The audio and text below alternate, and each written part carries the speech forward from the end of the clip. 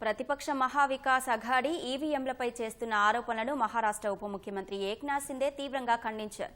ప్రతిపక్ష నేతలు ఈవీఎంలపై తప్పుడు సమాచారాన్ని ప్రచారం చేసి ప్రజలకు అవాస్తవాలు చెబుతున్నారని మండిపడ్డారు. ఒకవేళ ఎన్నికల్లో వాళ్లు గెలిస్తే ఈవీఎంలపై ఇలాంటి ఆరోపణలు చేసేవారు కాదని, ఓడిపోయారు కాబట్టే ప్రజలను తప్పుదోవ పట్టించే ప్రయత్నం చేస్తున్నారని సిందే పేర్కొన్నారు. ఇది ఏమాత్రం ఆమోదయోగ్యం కాదన్న ఆయన ఓడిపోయామని ప్రతిపక్షాలు అంగీకరించక తప్పదని చెప్పారు.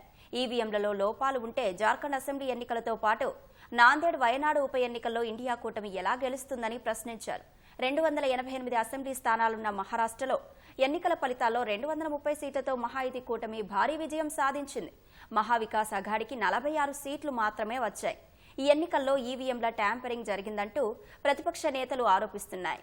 మహారాష్ట్ర అసెంబ్లీ ఫలితాలపై ప్రజల్లో అనుమానాలు ఉన్నాయని నేషనలిస్ట్ కాంగ్రెస్ పార్టీ ఎస్పీ అధినేత శరద్ పవార్ అనుమానం వ్యక్తం చేశారు. ఈవీఎంలపై ప్రజల్లో విశ్వాసం లేదని, అయినా ఓటు వేశారని ఓ కార్యక్రమంలో అన్నారు. ప్రపంచమంతా బ్యాలెట్ విధానంలో ఎన్నికలు నిర్వహిస్తుంటే భారత్లో మాత్రమే ఈవీఎంలు ఎందుకని శరద్ పవార్ ప్రశ్నించారు.